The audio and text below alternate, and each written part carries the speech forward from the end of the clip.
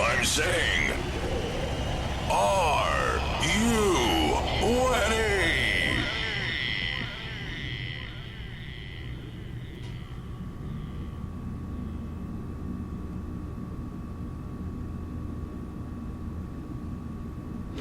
Hello, and welcome to the Texarcist Live. I'm indeed the Texarcist, Shane Moore.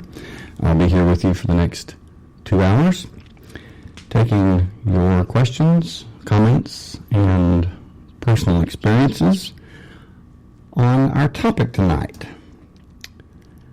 Encoded knowledge in ancient structures and ancient sites. We'll be talking about how the ancient world, they encoded knowledge within the measurements and the very shape and form of things, structures like the Great Pyramid, Stonehenge, and many more different places, megaliths. Some you would walk by every day and never know that it was a PowerPoint. But these were placed, these sites, whether big or small, were all placed on ley lines, which ley lines are supposedly lines of electromagnetic energy that run in the earth, and it's undeniable that there are many spiritual places, such as temples, churches, cathedrals, and many pagan places that the church wiped out, that they took over, but they still wanted that power. So they built the major cathedrals on these pagan sites. And most of the people that are worshiping there, they have no idea that they're actually worshiping at a pagan site. So I'll talk about that. And also something that is going to literally blow your mind. And if you're interested in having your mind blown, then stay tuned, because we're going to have one interesting, shocking, and possibly life-changing episode tonight of the Texarcist Live. So, get comfortable, but not too comfortable, and I will be back in 3 minutes. See you then.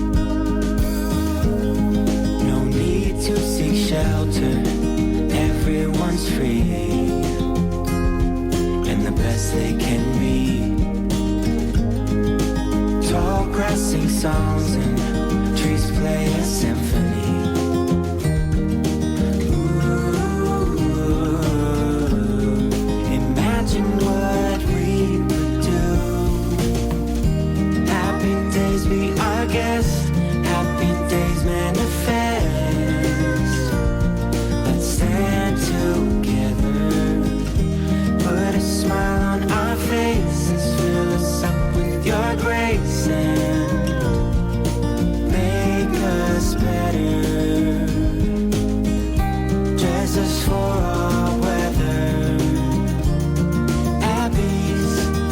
wonder who we'd be. At ease in the great mystery. Happy days be our guest. Happy days manifest. Let's stand together. Put a smile on our faces. Fill us up with your grace and make us better. Happy days be our guest. Happy days manifest. Let's stand together. Put a smile on our faces. Fill us up with your grace and make us better. Dress us for all weather.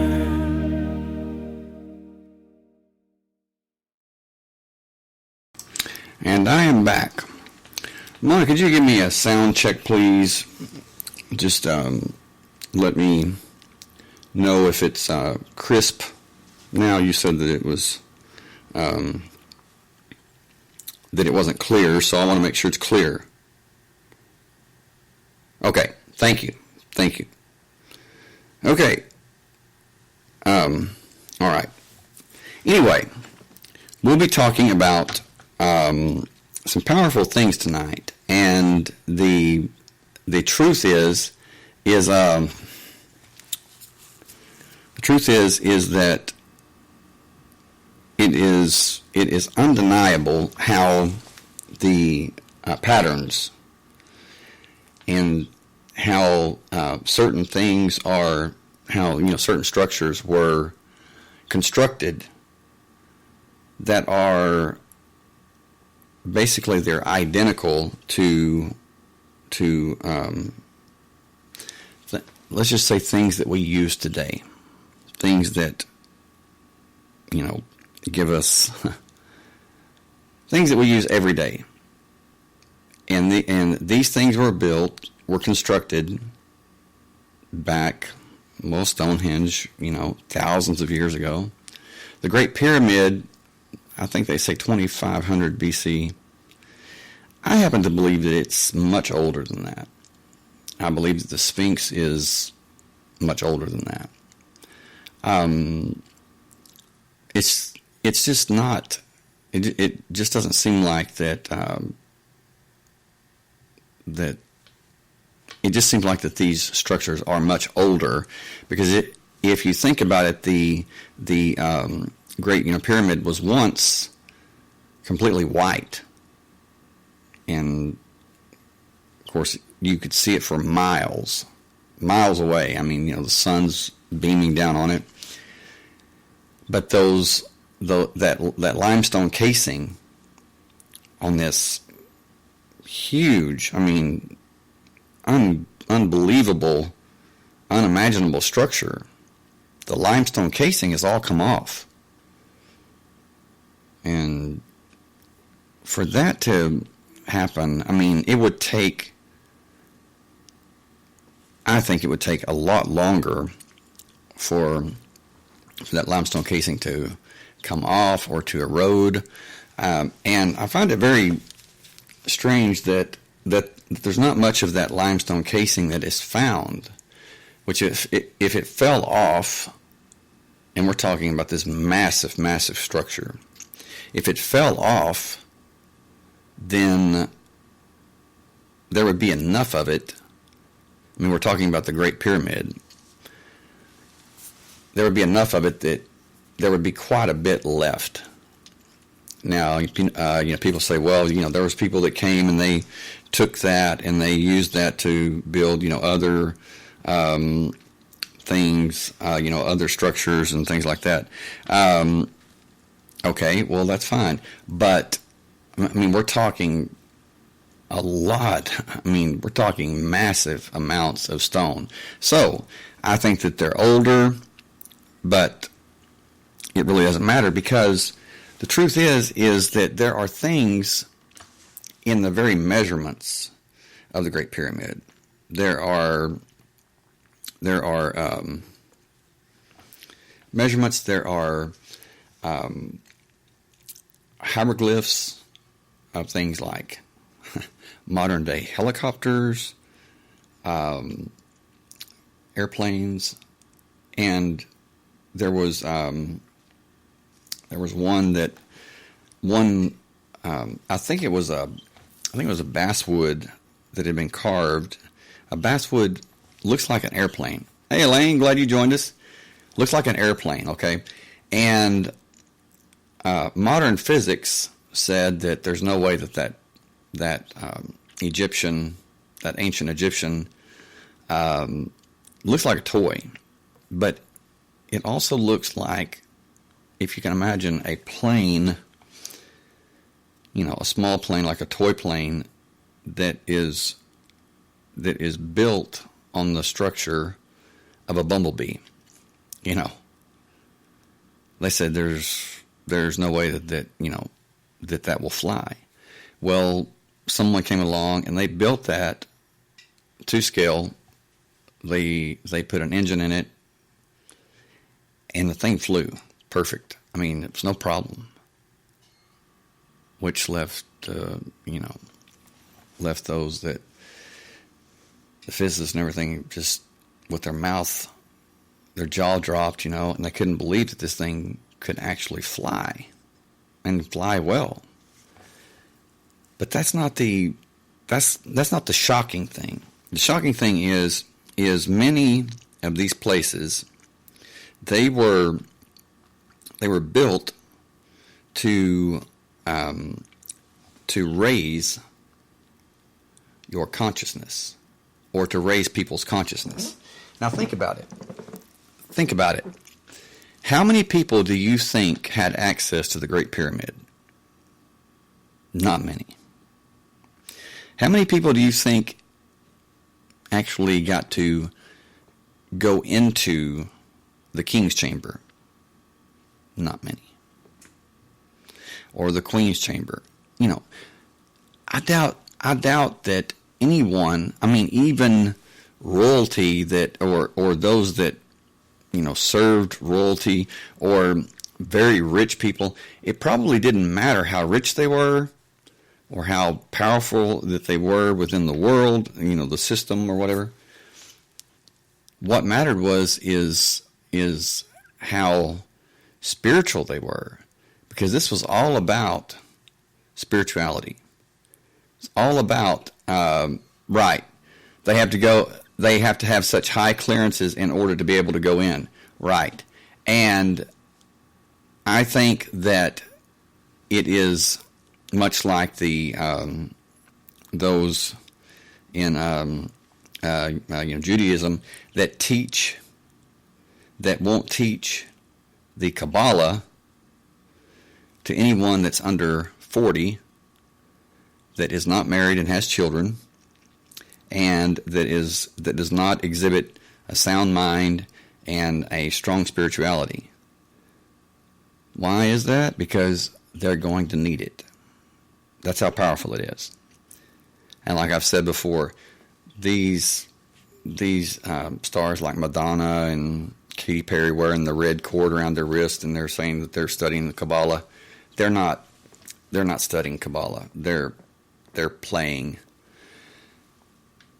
Well, right. I wasn't talking about now. I was talking about like back in that day, that after it was built, like the common people, or there was very few people that actually got to even enter, if any. There were people that obviously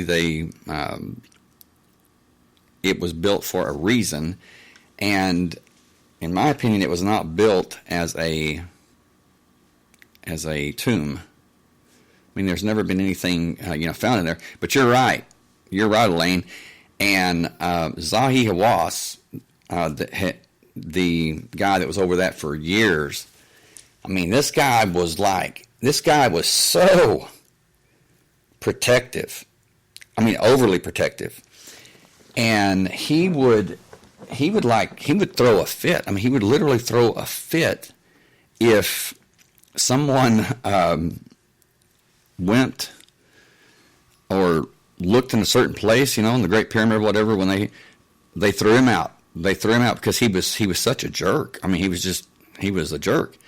The reason is because he was hiding knowledge that he didn't want people to find out about. He didn't want people to find out that that the Great Pyramids, the Great Pyramid and the surrounding pyramids, there's 9 there actually. Many people say 3, but there's actually 9. There's the Great Pyramid and then 8 smaller ones. And 6 are very, very small. But anyway, he was afraid that about something that people would find out, or people would learn that maybe, and my Egyptian friends don't take this the wrong way, I'm just talking about him. He feared that people would say that the Egyptians didn't build it, that someone previous people, a previous race of people built the Great Pyramids. The Great Pyramid, and the Egyptians didn't. Now that's one theory, but the truth is it doesn't matter to me who built it. What matters is what they knew. And what they knew is mind-boggling. It is literally mind-boggling, and like I said, it can be life-changing. And the reason is because it was all about, hey April, glad you joined us. We're talking about the Great Pyramid right now. But what is so amazing about that is, I talked a little bit about it last night, is the Great Pyramid was constructed on, I think, 13.5 acres. And it's like it's like millions and millions of tons of stone, huge stone. And we're talking massive tonnage, and it's just crazy. It's crazy to even imagine how large this is, and much less how they constructed it to where they had the inside, the king's chamber and the queen's chamber and these things, but not only did they have the chambers, but they had the shafts. The shafts to the king's chamber pointed to a certain star. The queen's chamber pointed to the other way.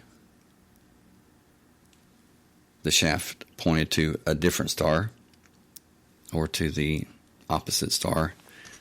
And what it was is, when you take the human head, when you take like a transparency, and you lay it over the Great Pyramid, such as you're lying on your back, with your head straight back, then the king's chamber would be in the location of the pineal gland, or the third eye. And the queen's chamber would be in the position of the pituitary gland. And the king's chamber is positive, and the queen's chamber is negative. Sorry, ladies. No, I'm kidding. Not in a bad way. I'm just saying that the equation has to be met. the polarities have to be different so that when they're united, there's power. Okay, where are they getting this power from? Well, they're getting this power from, well, it seems like they got the power from the stars. Now, tell me, if you go out into the night sky, if you go outside into the night sky and someone says, show me where certain star is. Can you point out where that star is? I mean, do you know where that star is? I don't. I mean, I just, no way. I mean, I couldn't tell you. But they did supposedly 2500 BC. And that's incredible. How did they know that? How did they know how to build these shafts pointing to the stars and to these star systems? How did they know how to build the 3 main pyramids exactly in accordance and to scale of Orion's belt, the 3 stars in Orion's belt? It is, hey Randy, glad you joined us. It is, it is, they're aligned, okay? Now, that's strange in itself, but when you take the fact that that the Great Pyramid is basically, it looks like it has 4 sides, right? Okay, how many sides do you think the Great Pyramid has?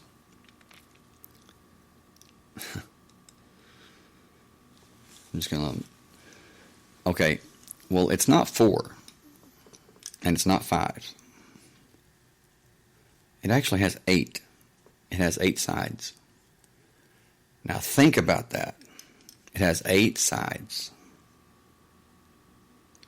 And what is it? Well, it's something that even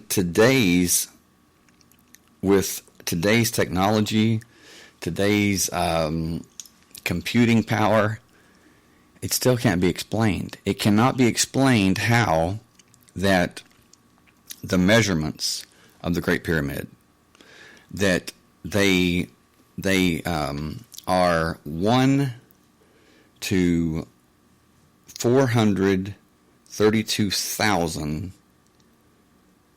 to scale of the Earth. Let me check that real quick. I think the Earth to the Moon. Okay. Well, the Earth to the Moon is, of course, that's the scale.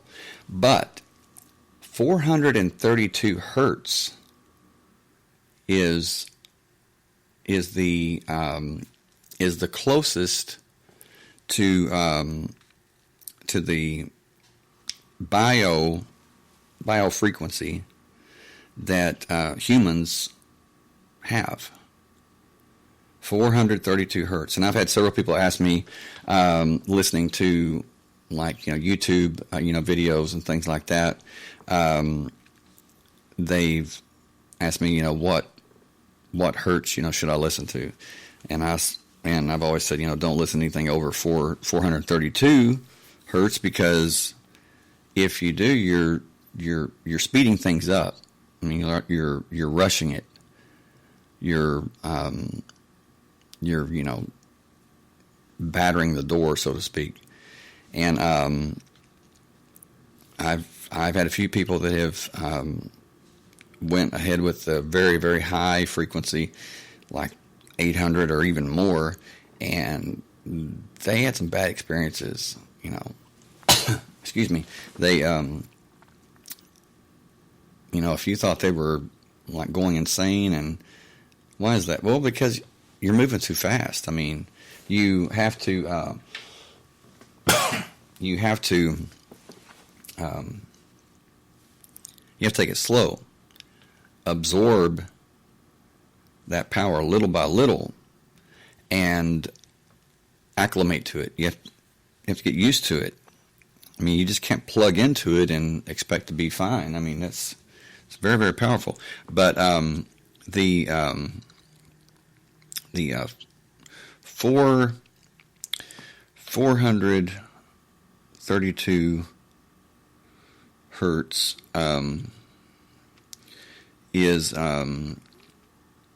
it is supposedly to raise positive vibrations.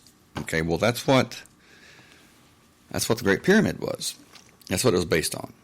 So what you have is you have someone, whether it was the Egyptians or someone before them. Many people say that, or there's some people that say that Egypt was founded by the survivors of Atlantis. Now, I don't know about that. I don't know that I believe in Atlantis. I think that if there was such a place as Atlantis with people that lived there and how they're described, that it would be the Minoan society, the Minoan culture, and maybe that would be it. Because the Minoans, it's very much goes hand in hand with the story about Atlantis. You know, the sea overtook the land and it was destroyed in a night or day. So, 432 hertz is called nature's frequency. It is the Schumann resonance, which is the Earth's frequency. So they really knew a lot. And 432 hertz is the universal frequency of sacred geometry. It is in line and coherent with the golden ratio, which I've talked about before, which is 1 to 1.618. And that's found in nature. It's found in our bodies. It's found in your facial features, everyone's facial features, not just some. The golden ratio. Look it up. You'll be shocked. It's in sunflowers. It's in hurricanes. It's in galaxies. It's in atoms. So what you have is you have as above, so below. As in the galaxy, you have in the atom. You have the in the micro, you have the macro, or the macro, you have the micro. It's all based on that blueprint, that golden ratio, that spiral, that golden spiral, that divine spiral. So, what was this used for? Well, it was used to activate or to help someone. I believe that it was a place where they went to be enlightened after they had, when they had proven themselves and shown themselves to be worthy and to be trusted to be able to handle this knowledge, this power. Then they were brought in, and I think it's been said that they would spend the night, or they would spend time in the king's chamber. And it's pretty creepy when you look at it. I mean, I'm just being honest. It's creepy. I wouldn't want to spend the night there. And I guess I would. Yeah, I mean, I would, but I wouldn't sleep. No way. It's just creepy. It's and what makes it even creepier is there's a coffer there. It's a granite coffer, and it looks like it has been either chipped or melted on one corner, one side. Okay. Now, this is where it gets really, really interesting. The word pyramid comes from the word pyramidos, which means fire in the middle. Fire in the middle. Okay, what are synonyms for fire? Power, spirit,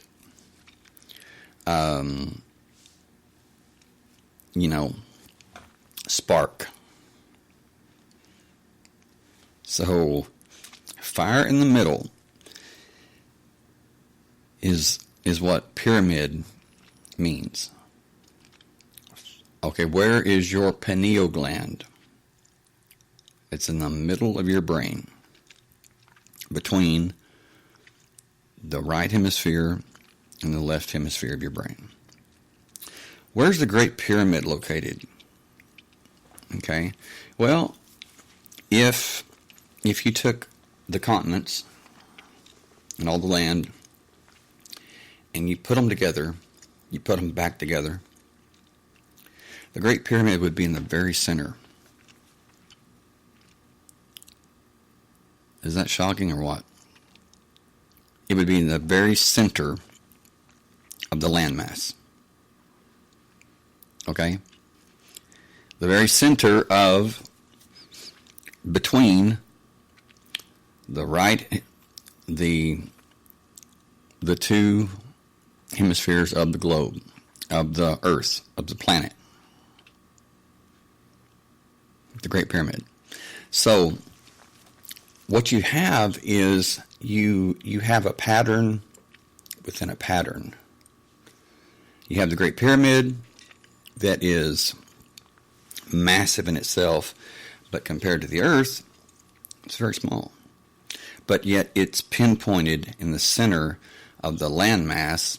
And I believe that before the continents all broke away, and so that tells you that it's a lot older than what we're told. It's in the very center. So, and then in the Great Pyramid in the very center, or close enough, is the King's Chamber, which is where the pineal gland is, and then you have the Queen's Chamber where the pituitary gland is. So, you have these chambers, and then there was a subterranean chamber, and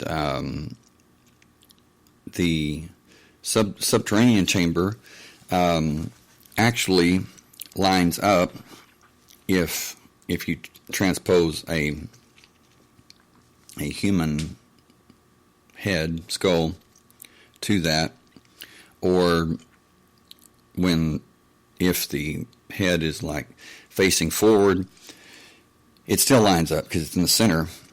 And the actual the subterranean chamber lines up perfectly with the carotid artery. So that's amazing. It's just it's undeniable that this is what it was based on. And what are they trying to tell us? What are they saying? And the King's Chamber pointed to the star system, Orion, And Orion symbolizes the trance state, the state of trance, which is called Osiris. Okay, Orion, Osiris. And Osiris in legend sounds like he was a shaman. He was all about taking people on spiritual quests or guiding them on spiritual quests. And there again, what you have is you have the symbolism, you have the allegory, you have the metaphorical language. The King's Chamber also on the opposite side pointed to the star Thuban, and that was one's consciousness can shift towards the front of one's head in what happens in an out-of-body experience. And I have read where people have described having an out-of-body experience in the Great Pyramid, especially in the King's Chamber. So this is telling us that that this is what it was all about. It was all about the afterlife. It was all about the consciousness, and I guess you could say transcendence, transcending this world.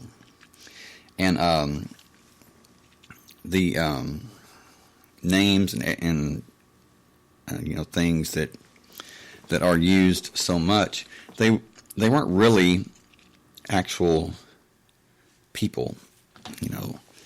They were more of symbols or descriptions for this right, or this right of transcendence, or this right of obtaining this power. The Queen's Chamber pointed in the exact same degree, 51.23 degrees, I believe, to the star Sirius. And that is where we get the eye in the pyramid, the eye star, Isis. It was called the door, lucid dream shift to the back of the head. So it's called the door, and it went to Sirius, which is what the dog star. So you have three. You have Sirius A, you have Sirius B, you have Sirius C. One of them is hidden, and it wasn't even discovered until, I believe, the 1970s. But it's nevertheless Isis. So you have the different things, such as you have Osiris, you have Isis, the father, the mother, and then you have Horus, the son. And it was that one's consciousness can shift towards and beyond the top of one's head, and their spirit can fly as Horus, like a hawk. So this was about dreams. This was about consciousness naturally shifting from the front of the head to the back of the head. And this is the case that happens when someone has a lucid dream. They're quite possibly sleeping where I'm not really sure how it happens, but I would say that there's a pull, or there's a pressure that moves power, maybe electromagnetism, to the back of the head. I don't know. But it's very interesting that the reptilian brainstem actually is at the base of the skull, the brain, and it's what guides us to survival, at all costs. So it determines the depth of quantum dream realms. I find that very interesting that it says quantum dream realms. This quantum, that could be, could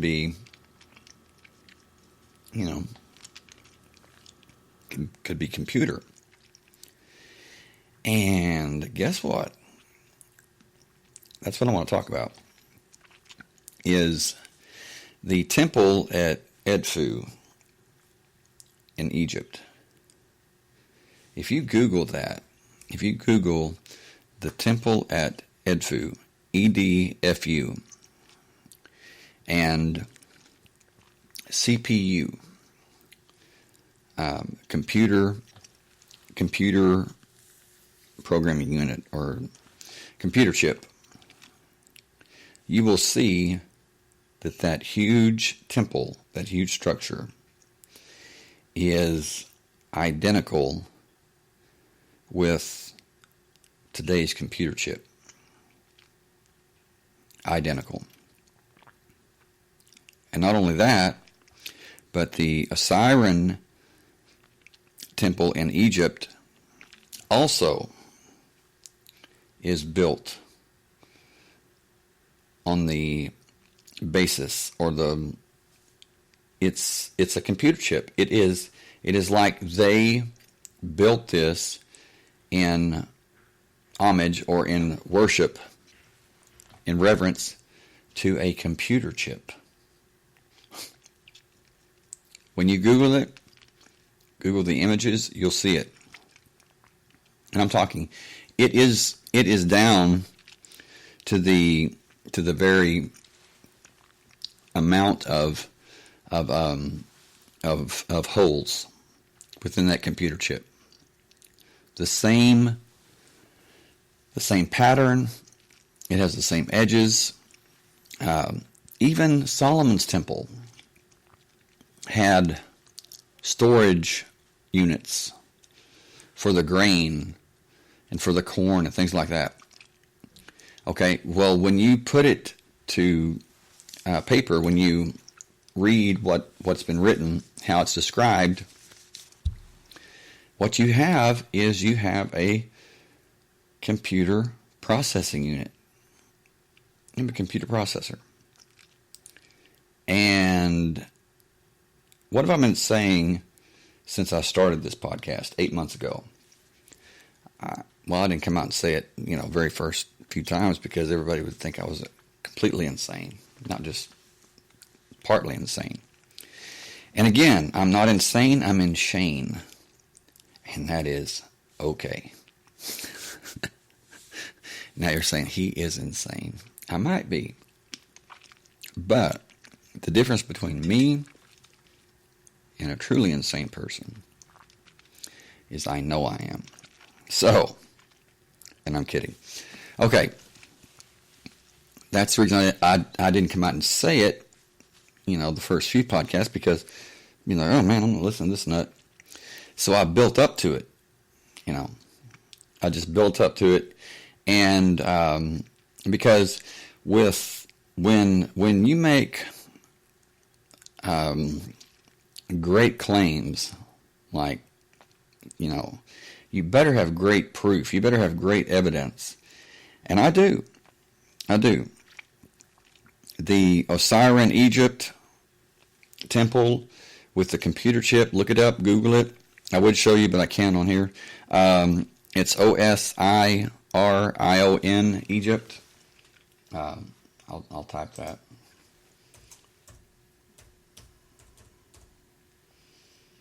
Osiris, Egypt. And then let's see.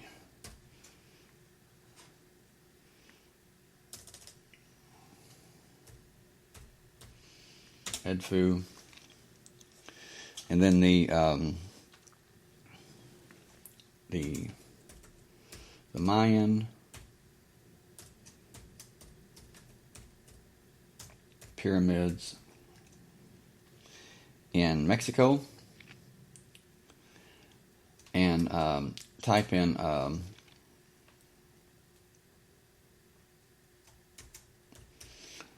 okay.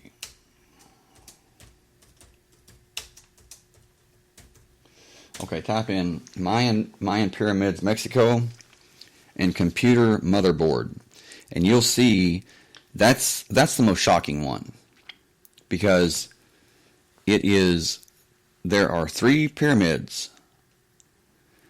2 are in alignment. 1 is dropped down and is the same way that a modern day computer motherboard is built, and they have the computer motherboard and they have an aerial view of the Mayan pyramids. So why would they build these things? And could it be that they built these things, these sites, thinking, because many of these sites are, let's face it, they were deemed religious sites. They were deemed spiritual sites where people had spiritual experiences. Okay, I'm not trying to crash anybody's party or anything. I'm just being truthful. And truth prevails. I mean, what if the ley lines that supposedly go across, that cover the earth, when they cross at different points, and some points there's many ley lines that cross. This is where some of the most powerful, some of the most massive structures are built. This is where places like Stonehenge, the Great Pyramid, places like Jerusalem, places like the place in Turkey, where it's like 9,000 years. It's like a 9,000-year-old, advanced civilization that was buried. Gobli Tepe or something like that.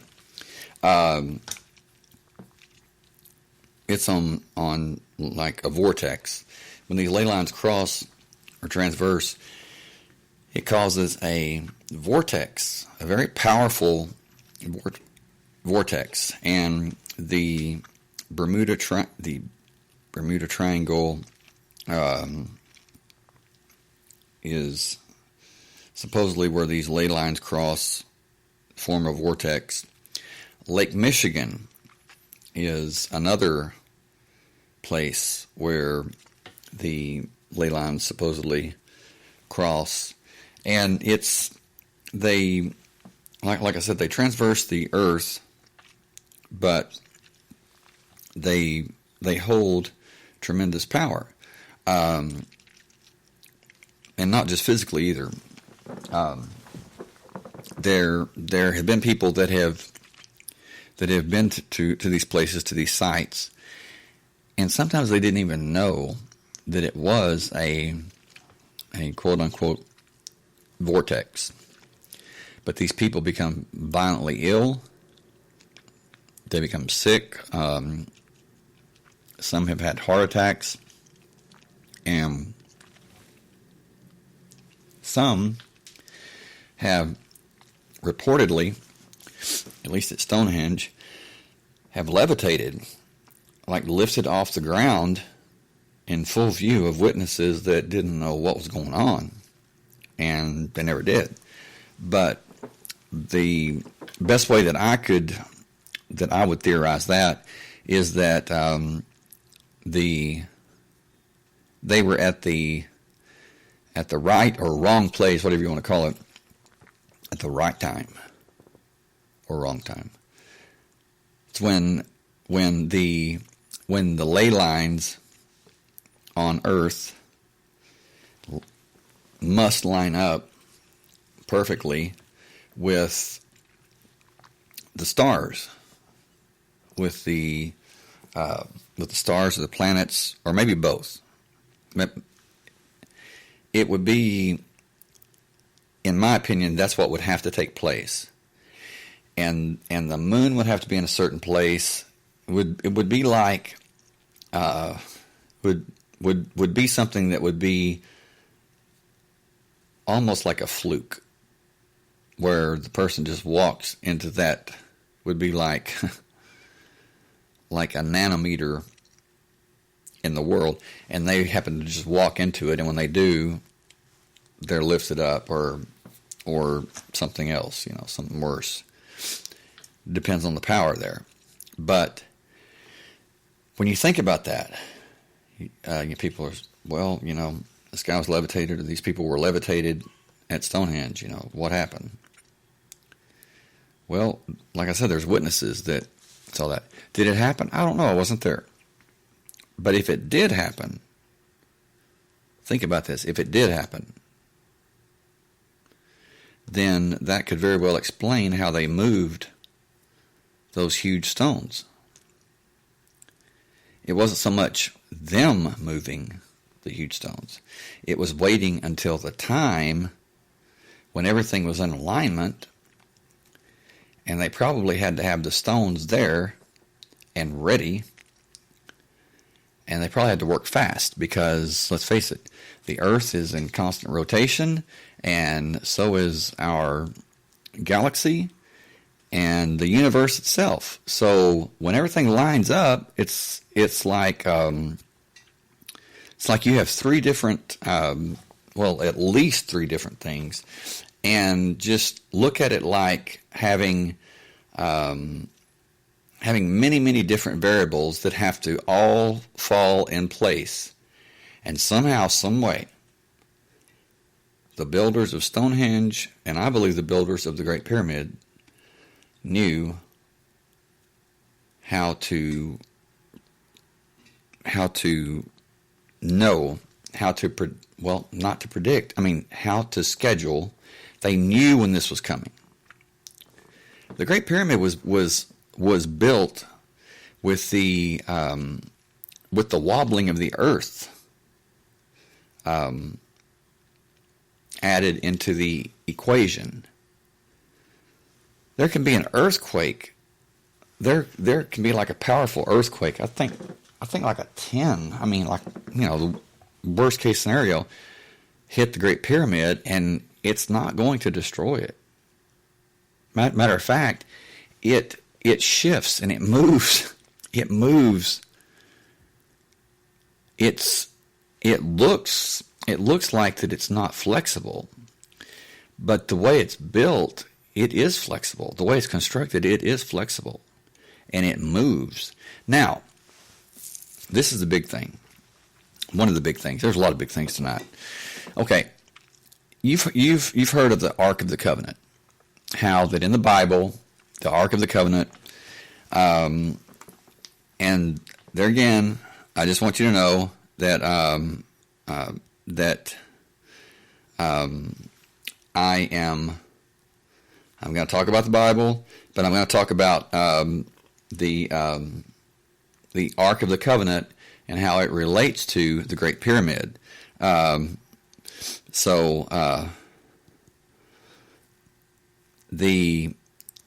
the King's Chamber, the coffer, the King's coffer, the one that's been cracked or the one that's been melted, happens to have a very unique thing about it. One of many. And that is that it is certain dimensions. And those dimensions are, get them real quick. Let's see. Okay, those dimensions are, I'm going to get it in inches. Let's give it, okay. The dimensions are 52 inches by 31 inches by 31 inches. Okay. The king's coffer is 52 inches by 31 inches by 31 inches. Okay. The Ark of the Covenant is described as 2.5 cubits in length, 1.5 in breadth, and 1.5 in height, which is approximately 52 inches times 31 inches times 31 inches. So, what you have in the king's chamber, in the pineal gland, is you have what? Where the Ark of the Covenant was secretly held. Which could explain why that I believe that the crack isn't a crack at all. It's been melted. Or it's been cracked and melted. What is that? I mean, what causes that? Well, something called a maser, or something that's along the lines of nuclear power, that generates nuclear power. What does the Bible talk about? That those who had the ark, they could walk into battle and just demolish, obliterate armies. I mean, complete armies would just, fall dead. And if anyone touched the ark, they died. Even if it was by accident, they died. Now think about this. What you have is, you have Ark of the Covenant. Ark. A-R-K, right? But that's the law of double reference that I talked about last night. It's truth, meaning that applies to two things. It's the Ark of the Covenant, A-R-K, and it's the Ark of the Covenant, A-R-C, the electrical arc. Now, the Bible says that there were two cherubim, two winged creatures. Some say angels, but you know how I feel about that term. Because people say, well, they have wings and feathers and they're all fluffy and nice and everything, No, they're terrifying. Even the good ones are terrifying. They're so powerful, So, they're not fluttering around wanting to sing you lullabies. I mean, they're there for a reason. If you see them, or whatever, you're not going to know that it's an angel because they're on a mission. They're not there to fly around and dance for you like Tinkerbell. So just deal with it. I'm sorry, but truth is the wings of the cherubim, or it's actually cherubim, but so many people say cherubim. Okay, whatever. It doesn't matter what it's called. Okay, the two angels on the Ark of the Covenant were solid gold, and their wings were pointed towards each other and almost touched. And it says that the mercy seat was under the wings of the cherubim on on top of the Ark of the Covenant. It was the cover. It was the lid or whatever. Okay? Now, it says that the mercy seat is where God, where God Himself came down, and that's where He resided, was on in that mercy seat, on that mercy seat. Okay, well, on the between the two wings, or actually between the four wings of the cherubim, is where the power originated. The power originated between the two solid gold angels. What is gold? Gold is the most powerful conductor of electricity. So it's the most powerful conductor of electromagnetic energy, because you can't have electricity without magnetism. You can't have magnetism without electricity. They go hand in hand. Just like you can't have time without space, you can't have space without time. And actually, space and time, they don't exist. They exist, but only to us. Why? Because our mind fills in the blanks. Our mind creates it. Is it there? No, it's not there. It's not really there. It's there for us, but if we step outside the box, we see it for what it really is, and everything's happening at once. How do you think that deja vu happens? How do you think real prophecy happens when something has been prophesied and it comes to pass as it has been written? How do you think that is? Because it's already happened. It's all happening right now. Matter of fact, it's all happening right in a point. It's not linear, because linear would mean there was distance. What is time?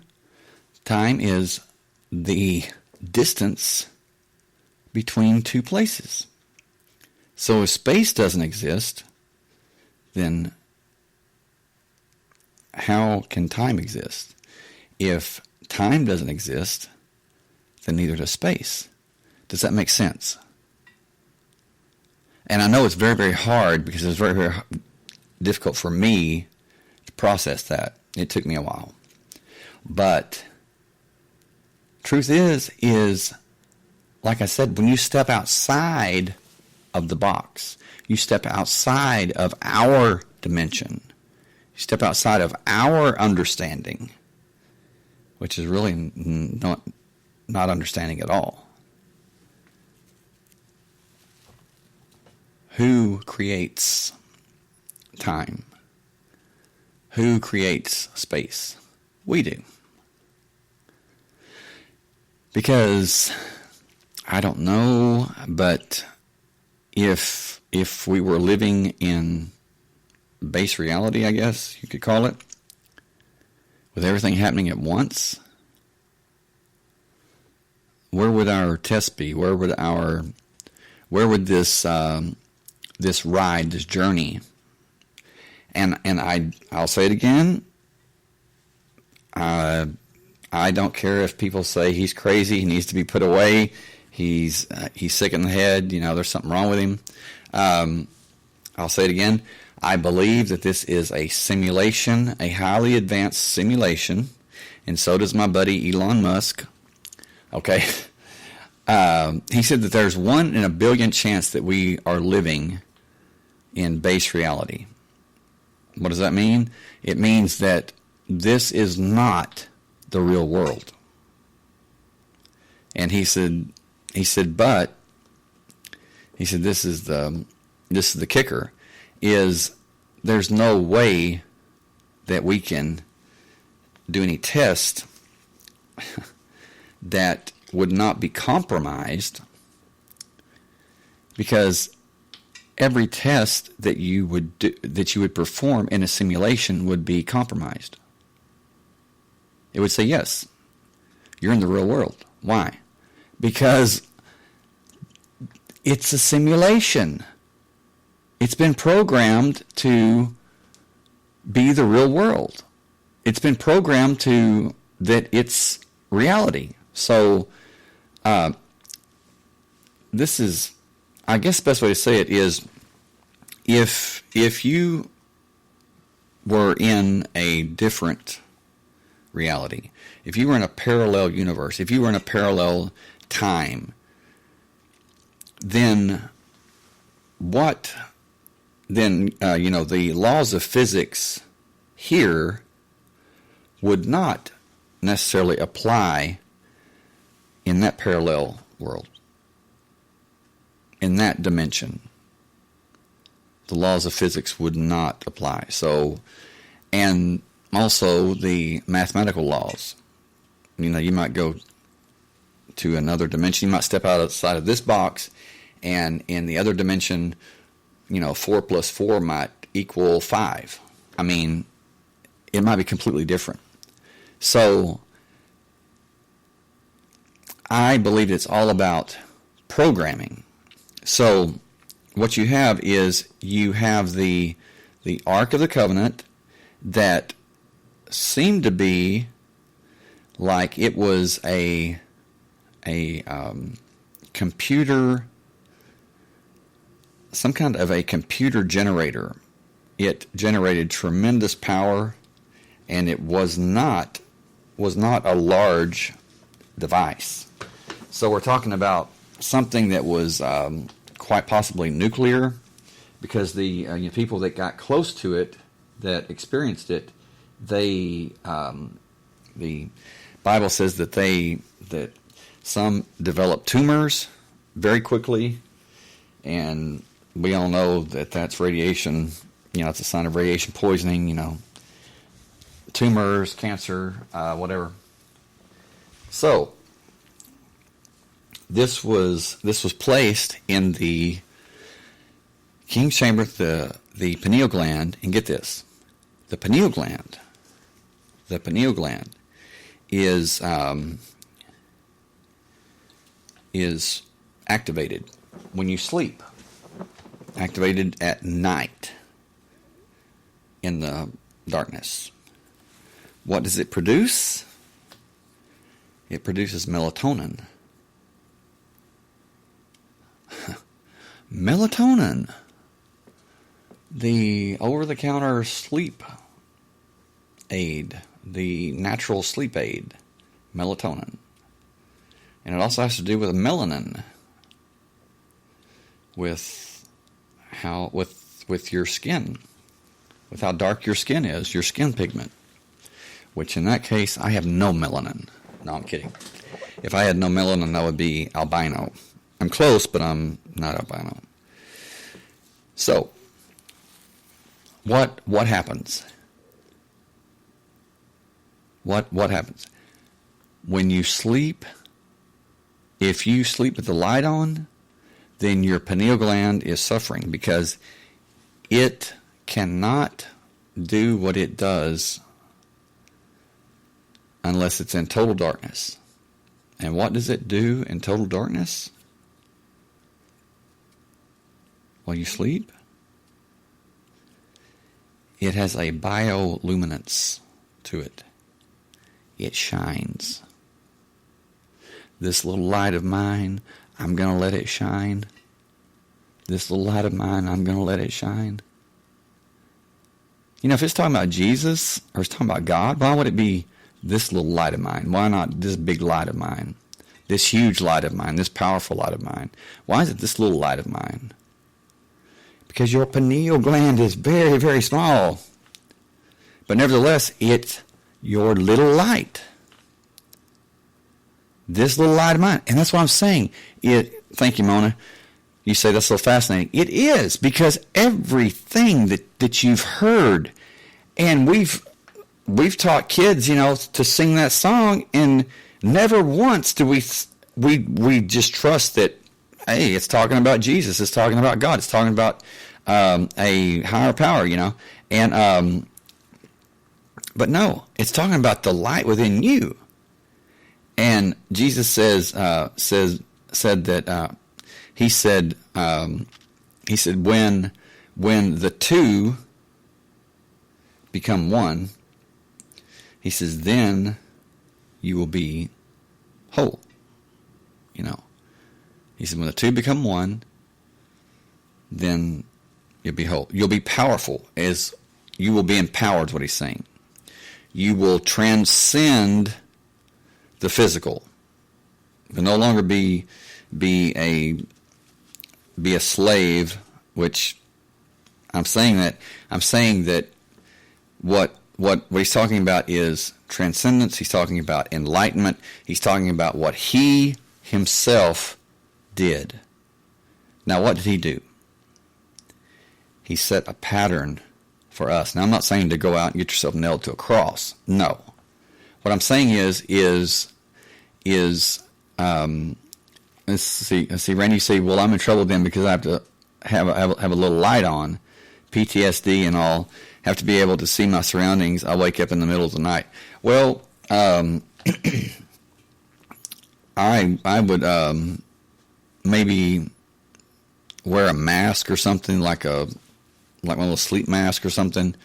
But even then, it's been said that any light source at all, and I'm with you. I want to see, I want to see what's coming at me, or what might be coming at me in the dark. It's not the darkness that scares me. It's or that worries me. It's what's in it.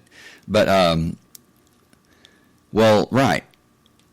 But Mona, you said always thought the light they were talking about in that song was the light of God's love. Let it shine. Well, God's love is massive. I mean, why would it be little? This little light of mine, I'm going to let it shine. Okay, well, if it was God's love, it would be huge. It wouldn't be little. But Jesus said, when the two become whole, when the two become one, he says, then you'll be whole. Okay, when the two become one. Could it be he was talking about the eyes? Could it be that he was talking about the eyes? And what is your pineal gland called? The third eye.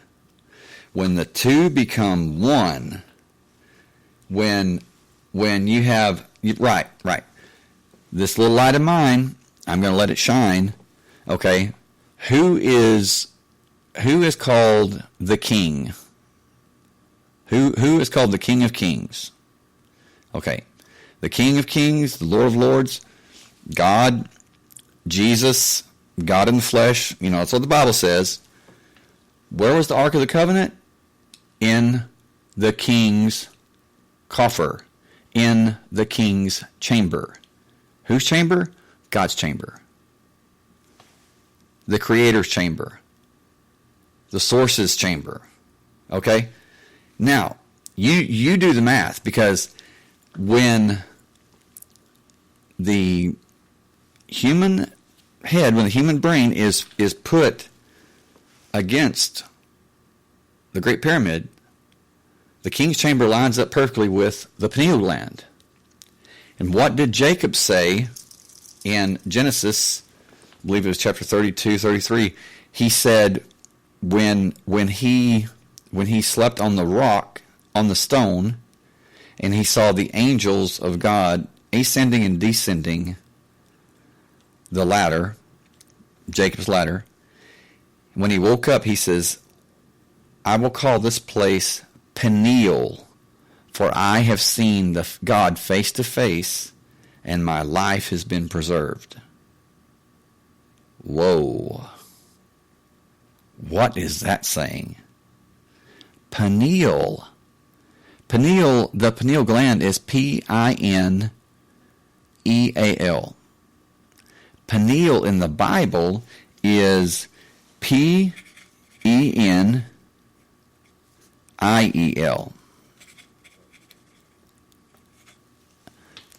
It's talking about the same thing. It's talking about the very same thing. And the pineal gland looks like a small pine cone. Looks like a small pine cone that is bifurcated down the middle. Okay? Now, this is I'm just going to say this because I'm not being, I mean, we're all adults here, but the reason that it's called pineal is because the pineal gland, when you look at it, you can Google it. When you look at it, it looks, it's called pineal, or it's called, let me get this right. Well, I'm trying to type and talk at the same time. Okay. The pineal gland should be, looks like the pineal gland. Look at it, and you'll see. The pineal gland and the pineal glands. They are one of three glands in your body that are bifurcated, that have a seam, a literal seam going down the middle. And that's with the pineal gland, that's with the penis, and that is with the testicles. Sorry, but it's truth. So, those three things, the pineal gland is filled with crystals. It is crystalline based. Okay. Now, also, and crystals have what? They have piezoelectricity, naturally. So there's some form of that is given off of electricity, which is that little light. Also,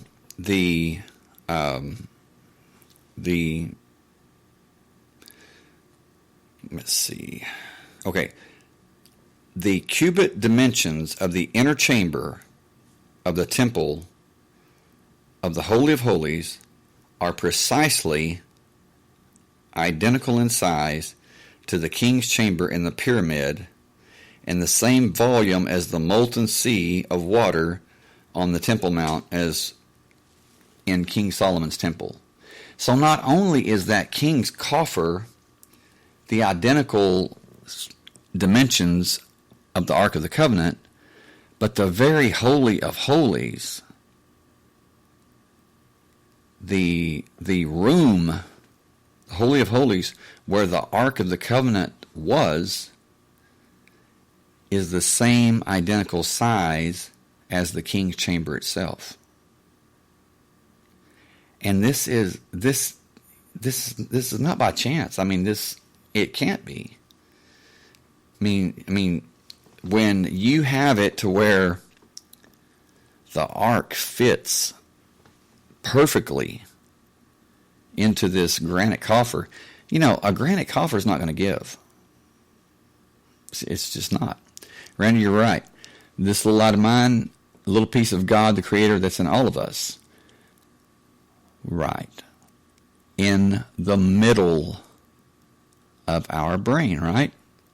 What does pyramid mean? Fire in the middle. The little light, the spark, the divine spark of God, of the Creator. Where is it? It's in the middle. The fire in the middle. Because the pyramid is based on the human brain. I mean, the pineal gland, the king's chamber, where, the Ark of the Covenant put in the coffer, in the room that was the same dimensions as the Holy of Holies is described. And then you have the queen's chamber that is the pituitary gland. And these are, I believe that the pineal gland has to do with your spiritual growth, and the pituitary gland has to do with your physical growth. Makes sense. Two working together. It's like positive and negative, 0 and 1s, like computer code, like mother and father. Opposites attract. When they attract, when they come together, what happens? They produce power. And so that's let me find this here. But the Great Pyramid is the only 8-sided pyramid. Now get that, 8 sides. It's octagonal. 8 sides. So, what else is 8-sided? What else is 8-sided? Well, how about the Large Hadron Collider at CERN? When you look at it, 8 sides. Excuse me. When you look at the Large Hadron Collider, when they have it turned off or whatever, or you're looking at that bare bones,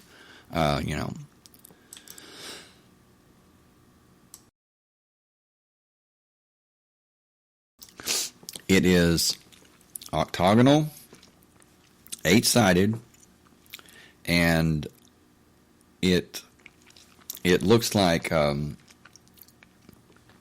looks very much like those portals that you see in movies, like the sci-fi movies, where someone walks up and they go through the portal. What's very strange is the Knights Templar that were imprisoned. They were very fond of drawing octagons. 8-sided, geometric, sacred geometry. 8-sided geometric figures. And in their constructing of their buildings, their forts, their like lighthouses or whatever, what they built a lot of times was octagonal, 8-sided. Why is that? Well, there has to be a reason for it.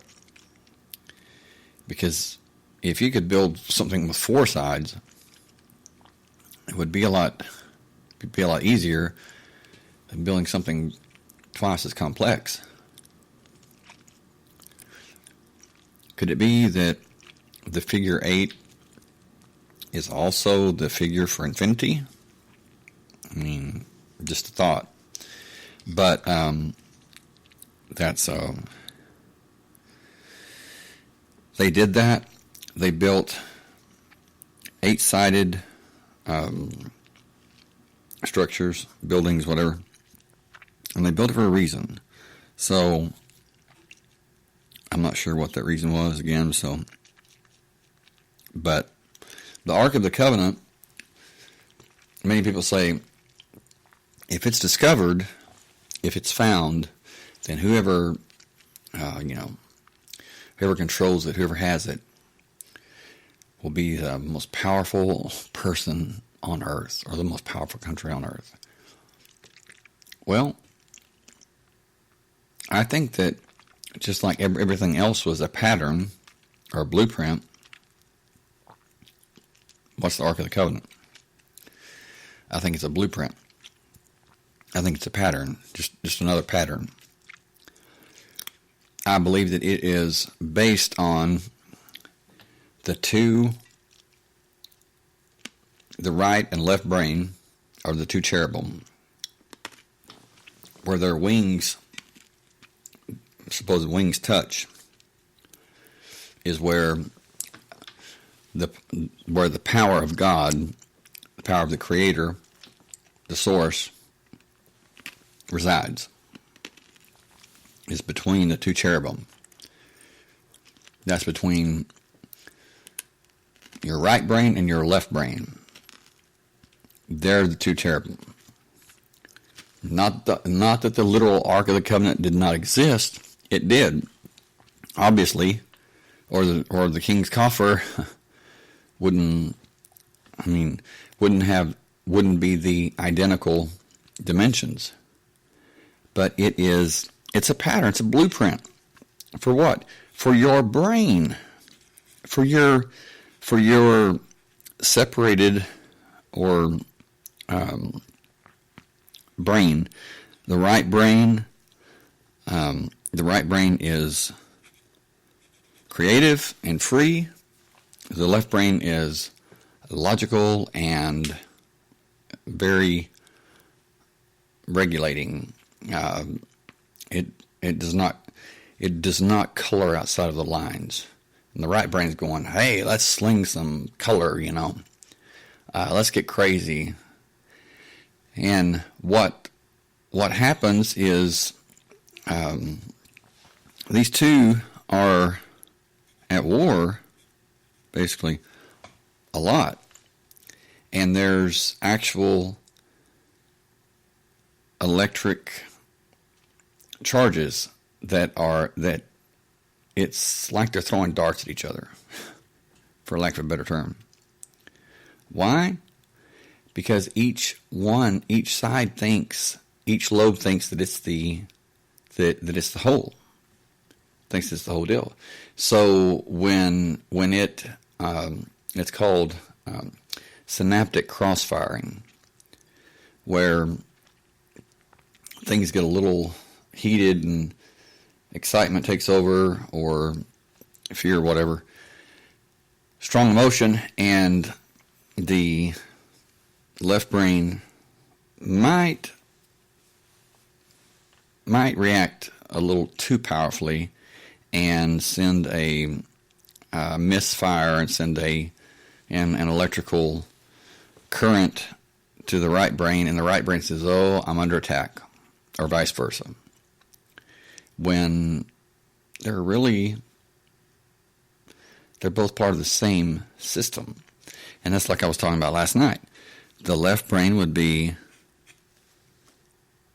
the negative, and the right brain would be the positive. Positive, negative. Male, female. Right, left, clockwise, counterclockwise. And that's even the 6 and the 9. The 6 would be man, and the 9 would be woman. Why? Because when you draw them, when you make the number, you're clockwise and counterclockwise. That's just like hurricanes. It comes back to the golden ratio, that the Great Pyramid is built upon that, or the pyramid complex is built upon that golden ratio. Hurricanes in south of the equator, they turn, I believe it's counterclockwise. North of the equator, they turn clockwise. Water, when it drains through a drain, north of the equator, it drains clockwise. South of the equator, it drains counterclockwise. And you can look this up on YouTube. There's, I believe it's Ecuador, okay? There's a place where the equator, there's the line there. And this guy has a bucket of water, and he shows this to tourists. He takes that and he pours water into a bottle, and of course it starts to swirl, like the water tornado going down the drain. Okay, north of that line, it goes clockwise. South, when he puts the bucket across the line, North of that line, it goes clockwise. South, when he puts the bucket on the south of that line, it goes counterclockwise.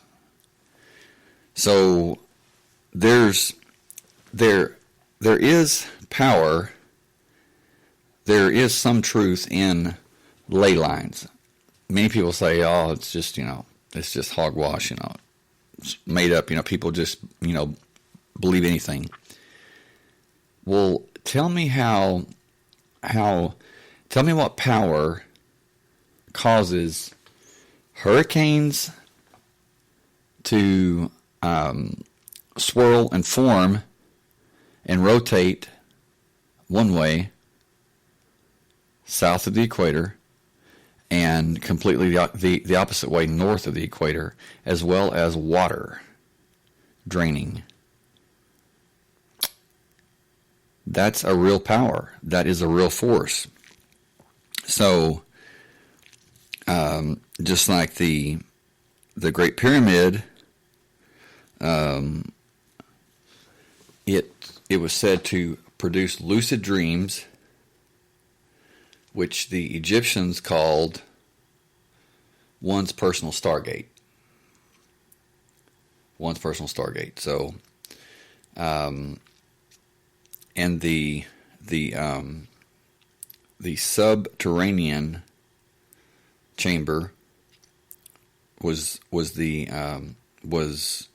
located, like I said, identically with the carotid artery, but it was also on the same level as the brainstem, the reptilian brainstem, the reptilian brain, which is the earth, the physical body. So that pretty much tells you that the Great Pyramid was all about rising above the physical, like I talked about last night. This is let me find this here real quick. It was let's see here. Okay.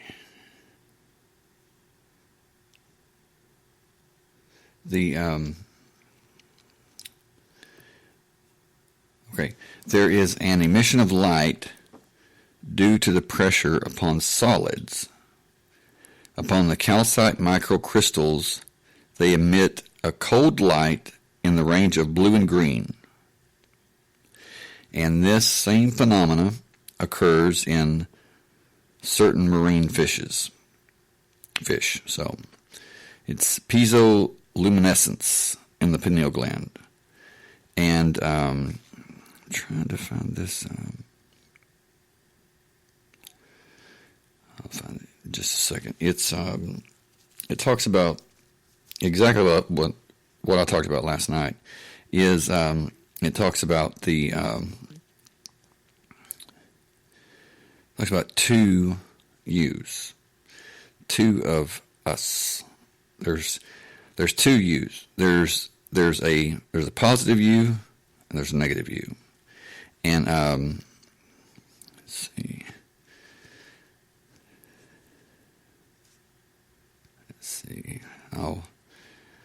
I will find it. But it talks about that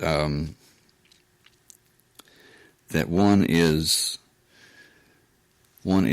the real you, which is your spirit, and one is the false you that you accept as the only you. You accept as the whole, just like your brain does. Just like the lobes of your brain. They think they're the only one. They have no idea that there's someone or that there's another side. And that's what they're teaching here, is that there's more than you've been led to believe. And you've been led to believe that all of your problems and all of your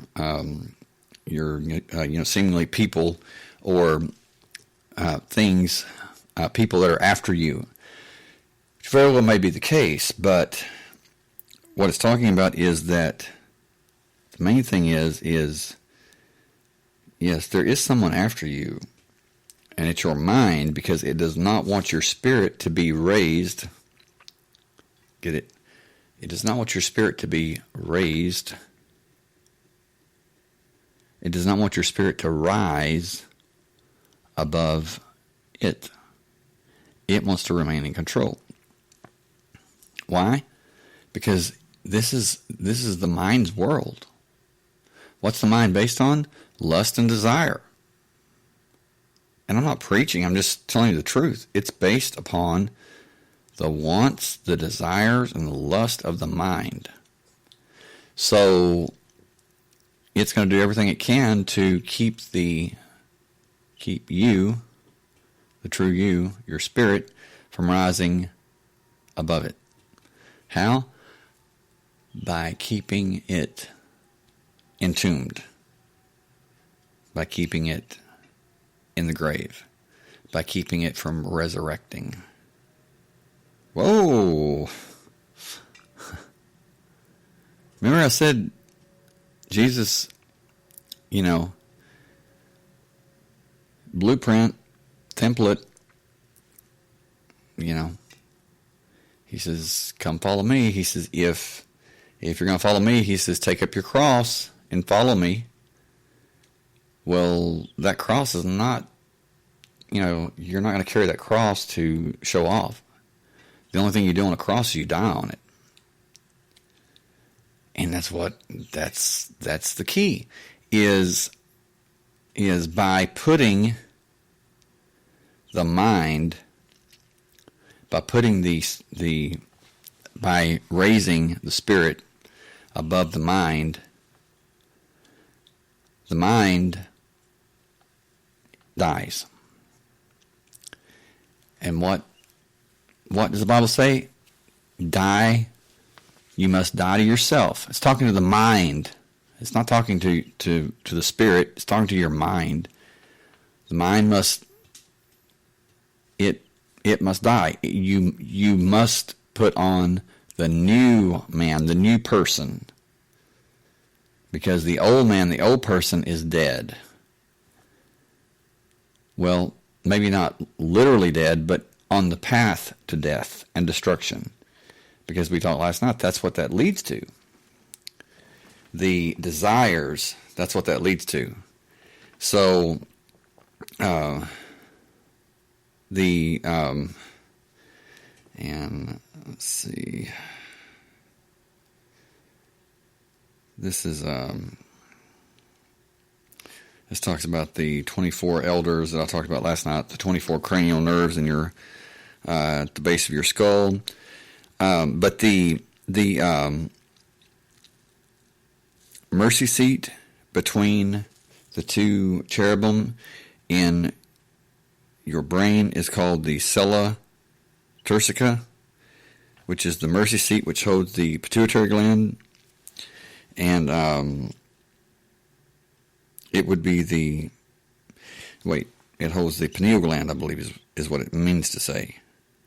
Because it says the Holy of Holies, and Jacob called the place Peniel, for I've seen God's face to face. I've seen God face to face, and my life is preserved. So, let's see.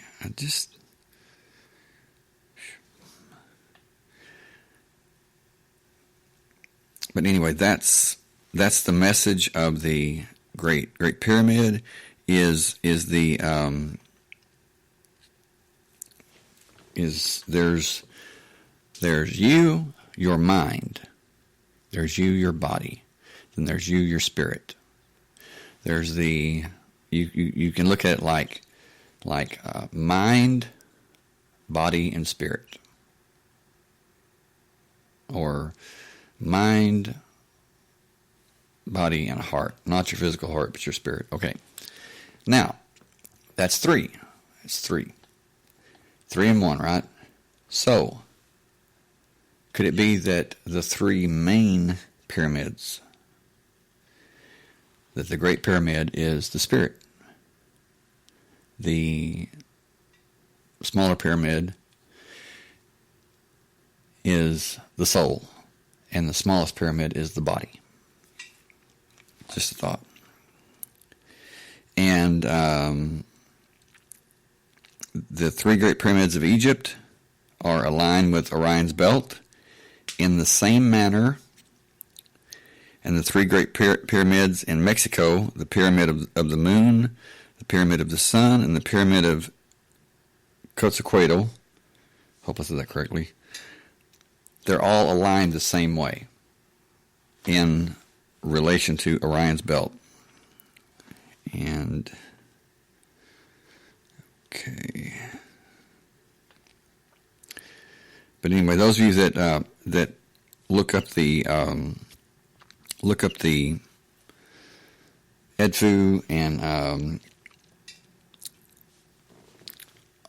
Osirion or whatever it is, the temples there that show the comparison with the computer chip. Let me know what you think about that, because that is very interesting, to say the least. Also, that angle of the king and queen's pyramid, the king's chamber, or the shaft, is 51.83 degrees. The angle, 51.83 degrees, and that's a very, very precise number. So I cannot find what I had that talked about the false us and the true us, and basically it said that life is an illusion. Life is a simulation. You have the computer chips. You have the temples that were made in the form of computer chips. Could it be that they obviously they had accessed this knowledge, and could that be the forbidden knowledge? Could that be the knowledge that they weren't supposed to access? But anyway, is it possible that they could have thought that the computer chip was God? That the computer chip created them in some way? Who knows? But one thing's for certain is, if this is a simulation, they're not wrong, are they? It does make sense in a way. The true creator would be the one that created the computer chip, or that created the quantum computer. But when you have, say you have a quantum computer that begins creating computers, creating simulations within simulations, then you have to ask yourself, who's God? Well, it would be the simulation that created the simulation. So there again, you go through simulation through simulation, and could it be that the parallel universes, the parallel worlds that they are saying they do exist, could they be just that? Simulations within simulations.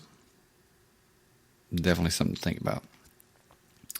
But anyway, we're at an hour 45 minutes. Any questions, any comments, anything you want to add, feel free to do so now. I just want to thank Mona. I want to thank you, Randy, April, for being here live. Elaine, thank you. And thank you for those of you that are listening who aren't taking part in the live chat. I wish you would, but to each his own. And to those of you who are listening to the rebroadcast, thank you very much. I appreciate it. And I want to say hello to new listeners in Ireland and Mexico, I believe. Hold on just a second, and I will certainly get that. Don't want to leave anybody out. Let's see. Yes. Okay. Ireland. Yeah.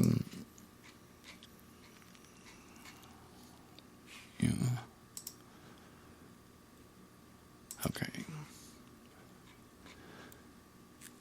Ireland. Yes. And we have new listeners in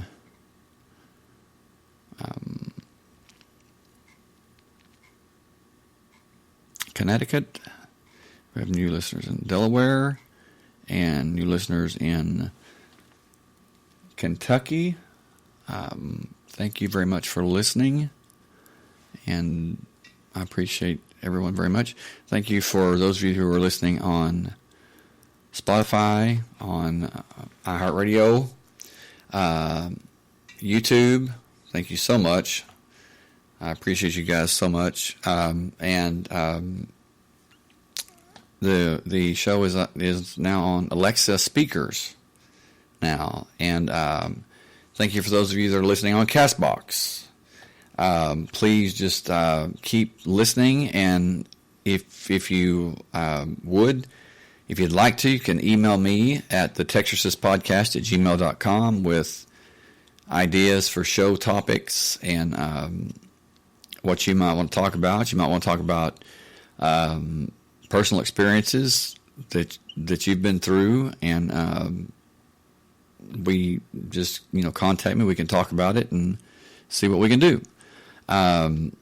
Anyway, if you would hit the like button if you like the show, and if you're not already following me, please follow me on Spreaker.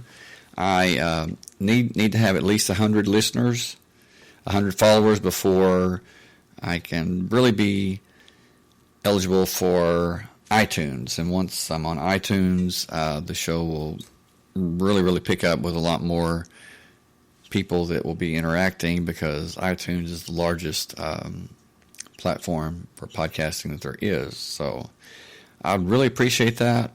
And if you would do that, if you'd follow me here on Spreaker. Anyway, love and light to you all. Love you all. Good night from Texas. See you next time.